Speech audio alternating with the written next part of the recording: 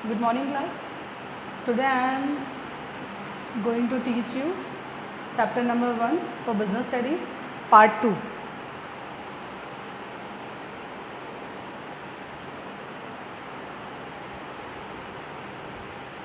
Scope of management. What is the meaning of scope of management? The first scope of management is management, production management. Everybody knows what is the meaning of production. Production means which goods and services which produce in any industry and in any company. It relates to planning and control.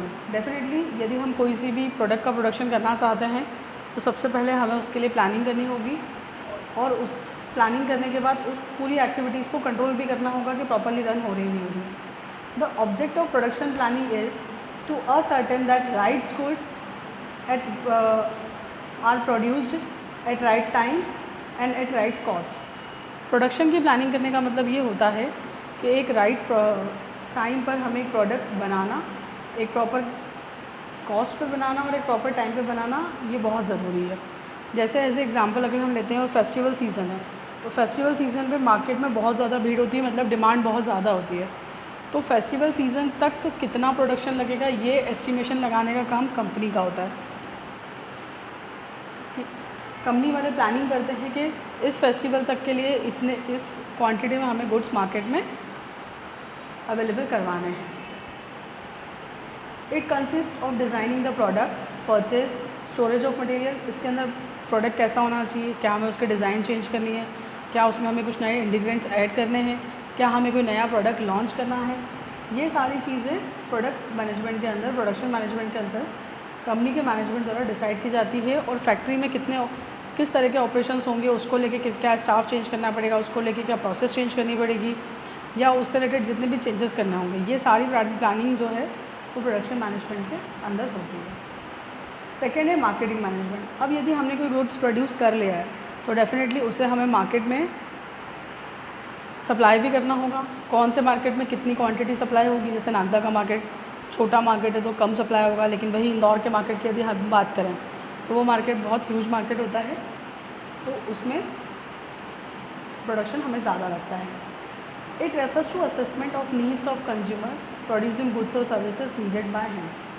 Marketing management उस चीज़ पर depend करता है कि हमारे consumers की क्या need है, या जिस मार्केट में हम हमारा प्रोड्यूस किया हुआ गुड्स मार्केट में सप्लाई कर रहे हैं वहाँ पर उस एज ग्रुप के कंज्यूमर है भी नहीं या नहीं है. मार्केटिंग रिसर्च करना, किस तरह की डिमांड और प्रेफरेंसेस है वहाँ के कंज्यूमर्स की, फिर उसके लिए प्लानिंग और डेवलपमेंट करना कि कितने गुड्स उन्हें चाहिए. फिर फिक्स अप्रोप्रिएट प्राइस. डेफिनेटली बहुत ज़्यादा प्राइस अगर अभी हम नागदा के मार्केट में रख देंगे तो उसकी परचेसिंग या उसकी डिमांड ऑटोमेटिकली कम हो जाएगी. तो हमें मार्केट के हिसाब से, कंज्यूमर्स की इनकम कैपेसिटी के हिसाब से, कंज्यूमर के कंजम्पशन के हिसाब से प्राइस को फिक्स करना होता है. Select the appropriate channel of distribution. Undertaking promotional activities, advertisement, salesmanship. हम डोर टू डोर एक्टिविटीज़ भी करते हैं, हम एडवर्टाइजमेंट भी कर सकते हैं.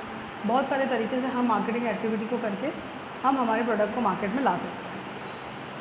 थर्ड है financial management. It refers to activity of assessing capital requirement.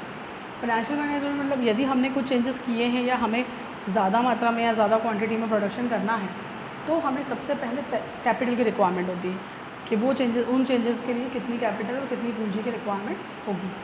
Raising fund through different sources. फिर हमें ये भी सोचना है कि अगर इतना अमाउंट या इतना कैपिटल हमें रिक्वायर्ड है तो वो अमाउंट और वो कैपिटल कहाँ से आएगा, उसके लिए भी हमें प्लानिंग करना बहुत ज़रूरी होता है.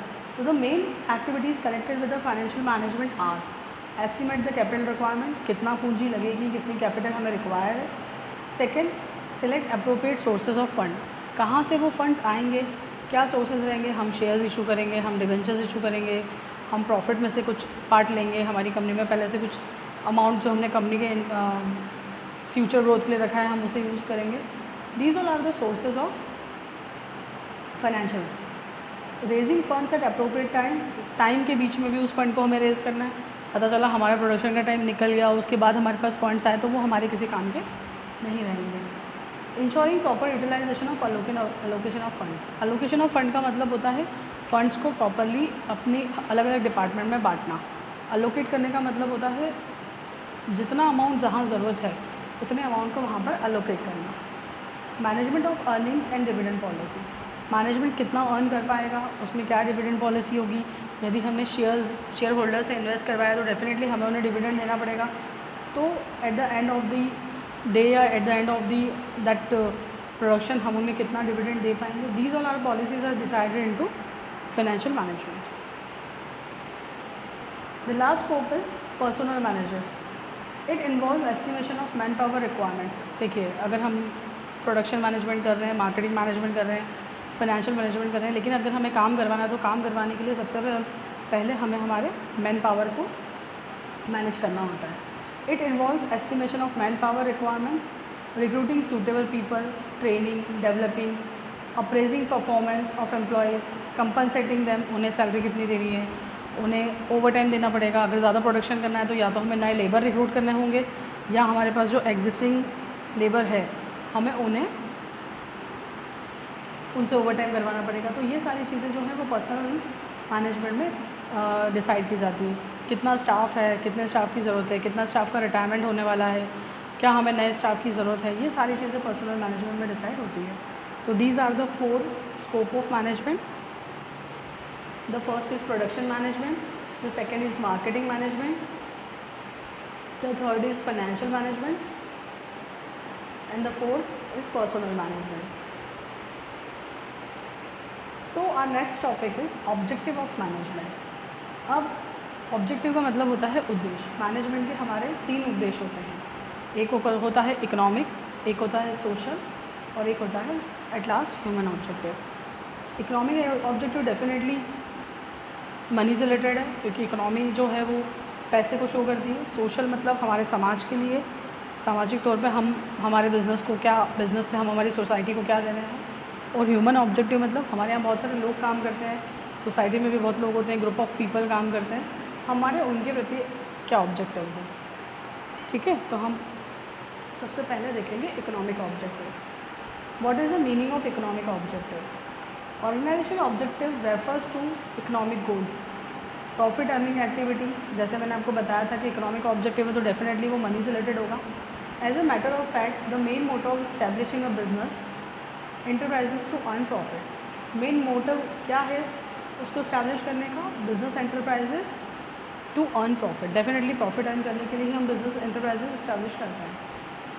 अब according to Percival White, management is that activity where by economic forces, land, labour, capital. किसी भी बिज़नेस को करने के लिए हमें लैंड, लेबर और कैपिटल तीनों चीज़ों की आवश्यकता होती है।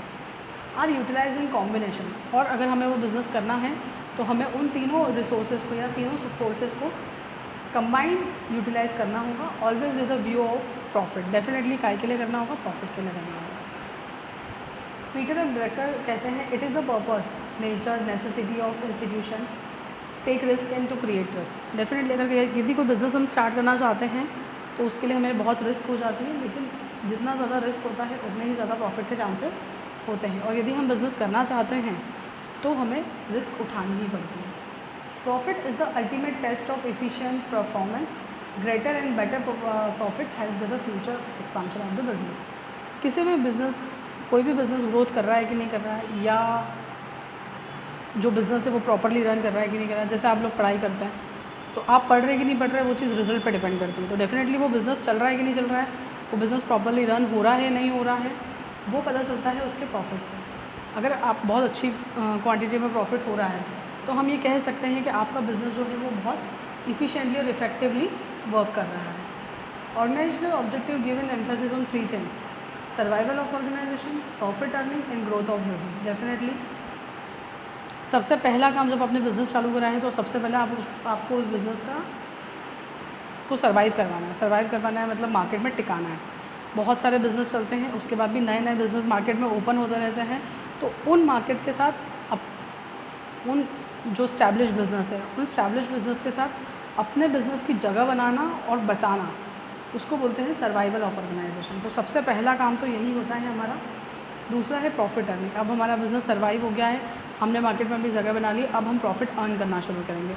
जैसे जैसे हमारी प्रॉफिट अर्न होता जाएगा फिर हम सोचेंगे कि अब हम हमारे बिज़नेस को ग्रोथ करते हैं। I think you all are understand what is the meaning of survival of organization. profit earning and growth of business. So the next topic is social objective. Social objective refers to social obligation. हम यदि हमने कोई business खोला है तो हमारे कुछ social obligations होते हैं. ऑब्लिगेशन का मतलब होता है उत्तरदायित्व. Society can never allow such activities of business undertaking which are harmful to public interest. Society कभी भी ऐसा बिज़नेस आपको नहीं करने देगी जो बिज़नेस सोसाइटी को हार्म करता है. जैसे एग्जाम्पल कि आप टू प्रोड्यूस और manufacturing goods of high quality, बहुत ज़्यादा हाई क्वालिटी की गुड्स आपने प्रोड्यूस कर ली है जिसकी बहुत ज़्यादा कीमत है. Not to produce goods which harmful to society. ऐसे कोई गुड्स आप प्रोड्यूस मत करिए जो हैज़ार्डस रहते हैं, हार्मफुल रहते हैं या सोसाइटी को नुकसान पहुंचा सकते हैं. To charge reasonable price from the public. कोशिश यही करनी चाहिए कि हर प्रोडक्ट की जो प्राइस है वो एवरेज प्राइस हो, आपको बहुत ज़्यादा नुकसान नहीं हो और आप कस्टमर को बहुत ज़्यादा एक्सप्लॉयटेशन ना करें. The next point is not to exploit the public by forming a monopoly. अब मोनोपोली क्या होता है?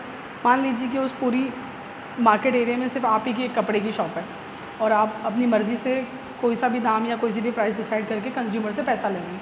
That is called monopoly. और अगर देखा जाए तो सोसाइटी लेवल पे monopoly is a wrong thing. Not to take shelter और फेक एडवर्टाइजमेंट. आप प्रॉमिस कुछ और कर रहे हैं, आप दे कुछ और रहे हैं, कस्टमर को प्रोवाइड कुछ और कर रहे हैं.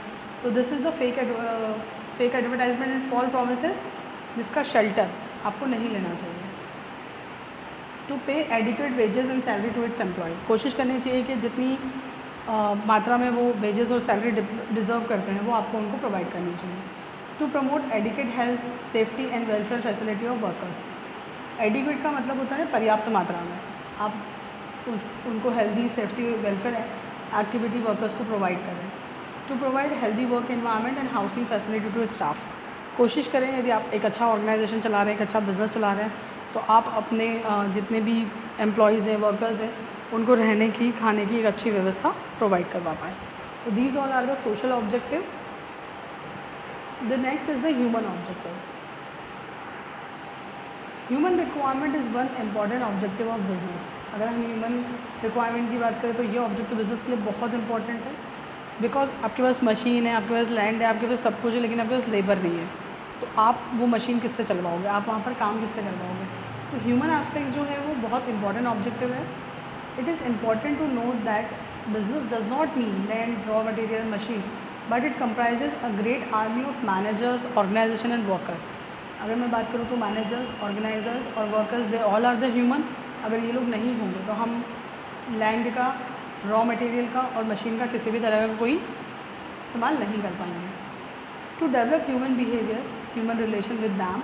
हमको उनसे बिज़नेस अगर हम चला रहे हैं तो डेफिनेटली हमें हमारे वर्कर्स से और उनसे बहुत अच्छे से बिहेव करना चाहिए, उनसे बहुत अच्छे रिलेशन बनाना चाहिए और कोशिश करनी चाहिए कि बिज़नेस के साथ साथ वर्कर्स का भी प्रोग्रेस हो. Human attitude can solve a number of problems.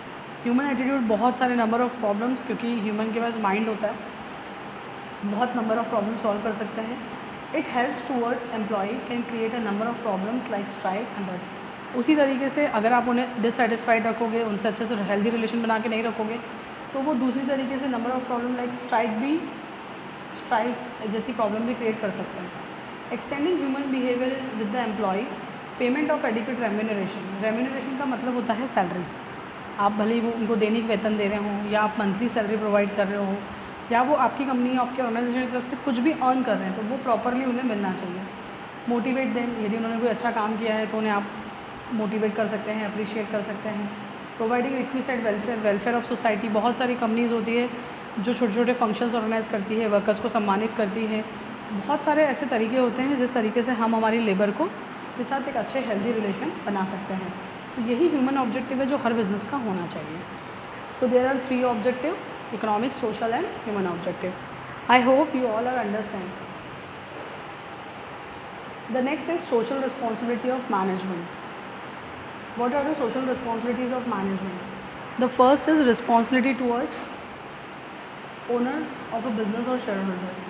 यदि हम कोई बिज़नेस चला रहे हैं तो उस बिज़नेस पे सोशल रिस्पॉन्सिबिलिटी हमारी शेयर होल्डर की तरफ भी होती है.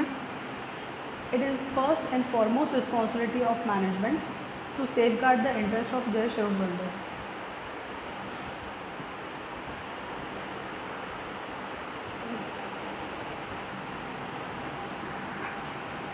It is the first and foremost responsibility of management to safeguard the interest of share holder.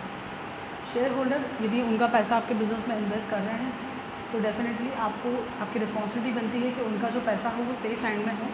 The interest of majority and larger minority share holder are generally well protected through either direct participation in management.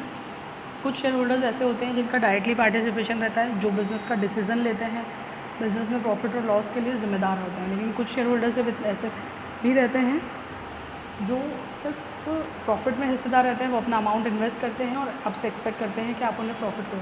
तो time पर आपको उन general meetings की information, profit का ratio, business loss में जा रहा है कि प्रॉफिट में जा रहा है, बिज़नेस क्या नया डेवलपमेंट कर रहा है, इसके इन्फॉर्मेशन आपको शेयर होल्डर्स को, ओनर्स को देनी चाहिए।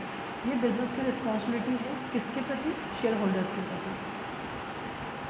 अब सेकेंड रिस्पॉन्सिबिलिटी होती है उनकी वर्कर्स और एम्प्लॉयज़ की। डेफिनेटली बिना वर्कर्स, बिना एम्प्लॉयज़, बिना मैनेजर्स के कोई भी ऑर्गेनाइजेशन रन नहीं कर सकता है। Workers are the backbone of business. It is therefore responsibility of management to win the confidence and cooperation of worker. यदि आप वर्कर्स से हेल्दी रिलेशन रखते हैं, यदि आप किसी भी तरह का उनको कॉपरेट करते हैं, सारी सेक्टर्स उनको चलाते हैं, तो द कंडीशन इज़ दैट कि वो बहुत अच्छे से इफ़ेक्टिवली, एफिशिएंटली आपके बिज़नेस में काम करेंगे। और वर्कर्स जितना इफ़ेक्टिवली और एफिशिएंटली आपके वर्कर बिज़नेस में वर्क करेंगे, उतना ही ज़्यादा आपका बिज़नेस ग्रोथ करेगा। और अगर हमें बिज़नेस को ग्रोथ करवाना है, हमें हमारे वर्कर्स के साथ एक हेल्दी रिलेशन बनाना पड़ेगा। Workers participate in management. हम वर्कर्स, बहुत सारे एक्सपीरियंस वर्कर्स रहते हैं जिनको कंपनीज़ में काम करते करते 30-35 ईयर्स हो जाते हैं। हम उन्हें मैनेजमेंट में शामिल कर सकते हैं, उनसे एडवाइस ले सकते हैं। Provision for non financial incentive. Non financial incentive का मतलब होता है हम उनको फाइनेंशियली कोई हेल्प नहीं कर सकते, लेकिन हम उन्हें एक छोटा सा रिवॉर्ड दे सकते हैं, हम उन्हें बहुत सारे वर्कर्स के बीच में अप्रिशिएट कर सकते हैं, सम्मान कर सकते हैं। तो ये एक तरह का नॉन फाइनेंशियल इंसेंटिव हो जाता है उनके लिए। Provision of education and other means to develop their own leadership. आप उन्हें एजुकेशन की फैसिलिटी प्रोवाइड कर सकते हो, उन्हें लीडरशिप की क्वालिटी प्रोवाइड करवा सकते हो। बाकी अगर आप चाहते हो कि आपके जो वर्कर्स हैं वो डेवलप्ड हो, तो आप उन्हें नई तरह की facility of training and development, उनकी कैपेबिलिटी के अकॉर्डिंग हम उन्हें ट्रेनिंग प्रोवाइड कर सकते हैं। Development of human relationship. हमें हमेशा हमारे वर्कर्स के साथ ह्यूमनली और प्रैक्टिकली बिहेव करना चाहिए। The third social responsibility is towards the customer. अब जो भी प्रॉफिट हमें अर्न हो रहा है वो हमारे कस्टमर से ही अर्न हो रहा है। Consumer satisfaction is the ultimate objective of all the business activity. अगर आपका बोलते हैं ना ग्राहक देता है, तो दैट मीन्स अगर आपका कंज्यूमर आपसे सेटिस्फाइड नहीं है तो फिर आपका बिज़नेस रन करना ऑलमोस्ट नामुमकिन ही है। क्योंकि तो आपको क्या जवाबदारी है, आपकी क्या रिस्पॉन्सिबिलिटी बनती है आपके बिज़नेस की? Charging a fair and reasonable price with the reach of the customer. ऐसी प्राइस रखनी अपने प्रोडक्ट की जिसकी वजह से वो आपका प्रोडक्ट परचेस कर सकें। The goods supplied and services render must be reasonable and standard quality. Goods की क्वालिटी हमेशा स्टैंडर्ड क्वालिटी होनी चाहिए, बहुत ज़्यादा हाई प्रोफाइल गुड्स भी नहीं और बहुत ज़्यादा लोअर प्रोफाइल गुड्स भी नहीं। एक स्टैंडर्ड क्वांटिटी और एक स्टैंडर्ड क्वालिटी का प्रोडक्ट होना चाहिए। Wide spread distribution of goods and services without any difficulty. बहुत ईजीली आपका गुड्स मार्केट में सप्लाई हो जाना चाहिए। Non indulge in the profiteering. Non indulge मतलब आप प्रॉफिटरिंग, होर्डिंग, मोनोपोली, मतलब बहुत ज़्यादा प्रॉफिट कमाना है तो बहुत बेकार क्वालिटी का गुड्स आपने प्रोड्यूस कर दिया और बहुत हाई पावर आप प्रॉफिट कमा रहे हो, आपकी मोनोपोली है, वो प्रोडक्ट सिर्फ आप ही बनाते हो, उस एरिया में आप ही सप्लाई करते हो, तो आप अपना मनचाहा प्राइस से चार्ज कर सकते हो। तो these all are the activity जो आपके बिज़नेस की गुडविल को ख़राब करेंगी। आपको कोशिश करनी चाहिए कि आप इस तरह की एक्टिविटीज़ ना करें। Free competition condition protect to consumer. Free competition होना चाहिए, कंज्यूमर कस्टमर कोई सी भी तरह का कोई भी प्रोडक्ट परचेज कर सकते हैं। The fourth responsibility towards creditors, suppliers और अदर। अब क्रेडिटर्स मतलब आपके लेनदार, सप्लायर्स मतलब जो आपको गुड सप्लाई करते हैं। डेफिनेटली अगर मैं बिज़नेस की बात करूँ तो बिज़नेस में सारा लेन देन, सारा ट्रांजैक्शन कैश पे नहीं होता है। जो भी लेन देन, जो भी ट्रांजैक्शन होता है वो ट्रांजैक्शन क्रेडिट पर होता है। तो the management has also responsibility towards the creditors, suppliers and other group who affect the efficient functioning of undertaking in the number of ways. अलग अलग नंबर ऑफ वेज में हम उसको कर सकते हैं। जैसे first, supplier of accurate and correct information to you. आप उन्हें बिल्कुल करेक्ट इन्फॉर्मेशन सप्लाई करोगे, आप इतने टाइम में उसका पेमेंट कर दोगे, इतने टाइम में उनका बिल पास कर दोगे, regular and prompt payment of interest on loan, अगर आपने कोई लोन लिया है तो आप बिल्कुल रेगुलर उनको इंटरेस्ट ऑन लोन दीजिए। प्राइस ऑफ मटेरियल टाइम पर पे कीजिए। वर्कर्स रेम्यूनरेशन यदि उनका कुछ है सर्विसेज का तो वो आप बिल्कुल टाइम टू टाइम पे कीजिए। Maintenance of healthy and harmonious relationship with different businesses. कोई अगर बिज़नेस आपका कॉम्पिटिटर है तो दैट डजंट मीन्स कि आप उनसे लड़ने बैठ जाओगे। आप उनके साथ भी, वो भी अपना बिज़नेस कर रहे हैं, आप भी अपना बिज़नेस कर रहे हो। एक यदि सप्लायर है वो आपको भी सप्लाई कर रहा है, किसी और को भी सप्लाई कर रहा है, तो maintenance of healthy and harmonious relationship with the other business. Different business different creditors को आपको अलग अलग तरीके से डील करना चाहिए। So the fifth responsibility is responsibility towards government. अब डेफिनेटली आप, अगर हम बिज़नेस कर रहे हैं तो गवर्नमेंट की परमिशन से ही कर रहे हैं, तो बिज़नेस की रिस्पॉन्सिबिलिटी गवर्नमेंट की तरफ भी बनती है। फर्स्ट इज रूल्स और रेगुलेशन, लॉ ऑफ लाइफ। जो भी रूल्स और रेगुलेशन गवर्नमेंट ने बनाए हैं, हम कोशिश करनी चाहिए कि उन्हीं रूल्स और रेगुलेशन के बेसिस पर हम हमारा बिज़नेस रन करें। टाइम पर हम लोग पेमेंट ऑफ टैक्सेस और अदर चार्जेस ऑनेस्टली हम उनको पे करें। किसी भी तरह की करप्ट प्रैक्टिसेस, किसी भी तरह का बिना बिलिंग का कोई सामान किसी कंज्यूमर को देना और टैक्स का पैसा चोरी करना, ऐसी किसी एक्टिविटी में ना फंसें। No buying of political favour by any means, किसी भी तरह का कोई पॉलिटिकल फेवर लेकर बिजनेस ना करें। Adoption of fair trade policies and practice. हमेशा कोशिश करिए कि आप जो भी ट्रेड या जो भी पॉलिसीज़, जो भी प्रैक्टिसेस कर रहे हैं वो फेयर होने चाहिए। मतलब जो भी रूल्स और रेगुलेशन आपके ऑर्गेनाइजेशन ने बनाया है या आपकी ट्रेड यूनियन ने बनाया है या किसी भी तरह का जो भी रूल्स और रेगुलेशन गवर्नमेंट ने बनाई है, हमें उसे प्रॉपर तरीके से फॉलो करना चाहिए। The sixth responsibility towards creditors, suppliers and others. The management has also responsibility towards the creditors, suppliers and other group of affected efficiently.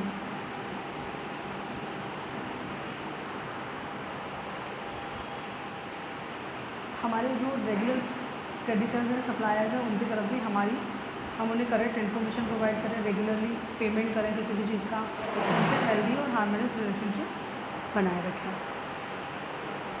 So today's class is and if anybody have any type of query, और यदि आपको कोई भी topic समझ में नहीं आया, if you are not understanding, then contact with me. Thank you so much for today's class.